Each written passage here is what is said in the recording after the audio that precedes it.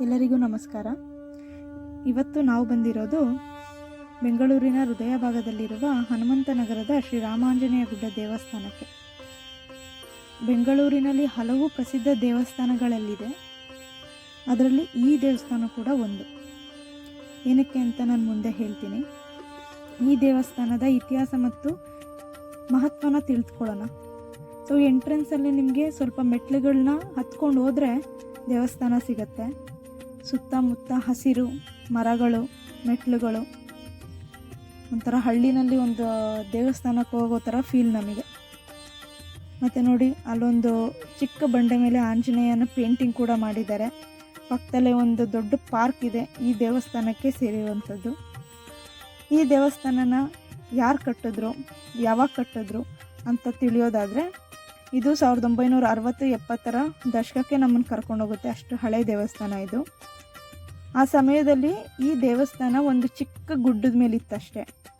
ಆಗಿಂದ ಮುಖ್ಯಮಂತ್ರಿ, ಕರ್ನಾಟಕದಲ್ಲಿ ಆಗಿನ ಮುಖ್ಯಮಂತ್ರಿ ಆಗಿದ್ದ ಕೆಂಗಲ್ ಹನುಮಂತಯ್ಯನವರ ಪ್ರೋತ್ಸಾಹ ಮತ್ತು ಮಾರ್ಗದರ್ಶನದಲ್ಲಿ ಈ ದೇವಸ್ಥಾನನ ಕಟ್ಟಿರ್ತಾರೆ. ನಿಮಗೆ ಎಂಟ್ರಿ ಆಗ್ತದಂಗೆ ಒಂದು ದೊಡ್ಡ ಆವರಣ ಸಿಗುತ್ತೆ ದೇವಸ್ಥಾನದ್ದು. ಪಕ್ಕದಲ್ಲೇ ಒಂದು ಸಭಾಂಗಣ ಇದೆ, ಸುತ್ತ ಹಸಿರು. ಕುತ್ಕೊಳ್ಳೋಕ್ಕೂ ಕೂಡ ಇಲ್ಲಿ ತುಂಬ ಚೆನ್ನಾಗಿ ಜಾಗ ಮಾಡಿಕೊಟ್ಟಿದ್ದಾರೆ. ಮತ್ತು ಮೇನ್ ಅಟ್ರಾಕ್ಷನ್ ಏನಂತ ಹೇಳಿದ್ರೆ, ರಾಮ ಮತ್ತು ಆಂಜನೇಯ ತಪ್ಕೊಂಡಿರೋ ವಿಗ್ರಹ. ಇದು ವಿಗ್ರಹ ನಾವು ತುಂಬ ಮೂವೀಸಲ್ಲಿ ನೋಡಿರ್ತೀವಿ, ಇಲ್ಲಿ ಶೂಟಿಂಗ್ ಕೂಡ ಆಗಿದೆ. ಕೆಳಗಡೆನೂ ಕೂಡ ಒಂದು ನಾಗರಕಟ್ಟೆ ಇದೆ, ಮತ್ತು ಮೇಲ್ಗಡೆನೂ ಕೂಡ ನಿಮಗೆ ನಾಗರಕಟ್ಟೆ ಸಿಗುತ್ತೆ ಹರಳಿ ಮರದ ಜೊತೆಗೆ.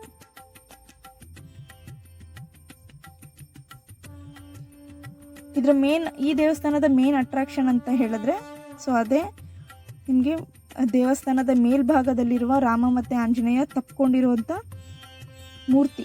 ಅದು ಸುಮಾರು ನಿಮಗೆ 30 ಅಡಿ ಎತ್ತರವಾಗಿದೆ.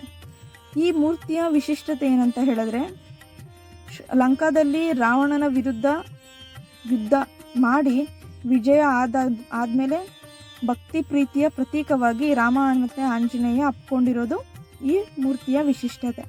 ಮತ್ತು ಈ ದೇವಾಲಯನ ನಿರ್ಮಾಣ ಮಾಡೋಕ್ಕೆ ಕಾರಣಕರ್ತರಾದ ಶ್ರೀ ಹನುಮಂತಯ್ಯ ಅವರ ವಿಗ್ರಹ ಕೂಡ ಇಲ್ಲಿದೆ.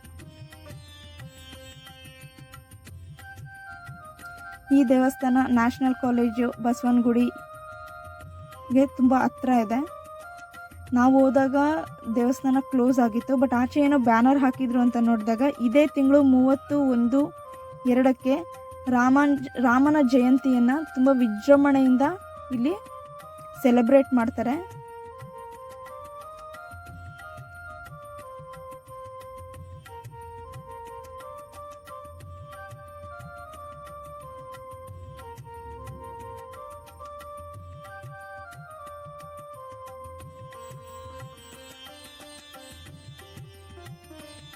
ಹಾಗೆ ನಾವು ಲೆಫ್ಟಲ್ಲಿ ಹೋದಾಗ ಈ ದೇವಸ್ಥಾನಕ್ಕೆ 4 ಎಂಟ್ರೆನ್ಸ್ಗಳಿರುತ್ತೆ.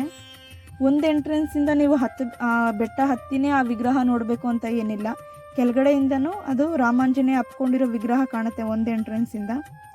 ಈ ಎಂಟ್ರೆನ್ಸಿಂದ ನಾವು ಹೋದರೆ ಕೆಂಗಲ್ ಹನುಮಂತಯ್ಯ ಅವರ ಕಲಾಸೌಧ ಕೂಡ ಕಟ್ಟಿದ್ದಾರೆ. ಈ ಎಂಟ್ರೆನ್ಸು ಆ ಕಲಾಸೌಧಕ್ಕೆ ದಾರಿ ಮಾಡಿಕೊಡುತ್ತೆ ನಮಗೆ.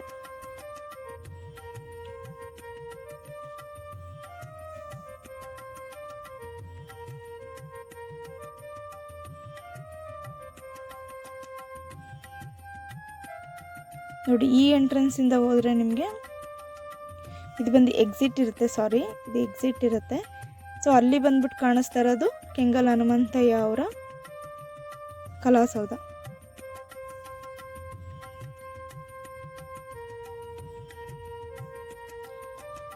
ಈ ದೇವಸ್ಥಾನದ ಇತಿಹಾಸ ಮತ್ತು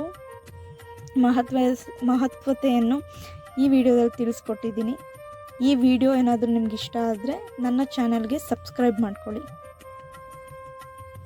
ಇನ್ನು ಇದೇ ಥರ ವಿಡಿಯೋಗಳು ಬರ್ತಾ ಇರುತ್ತೆ.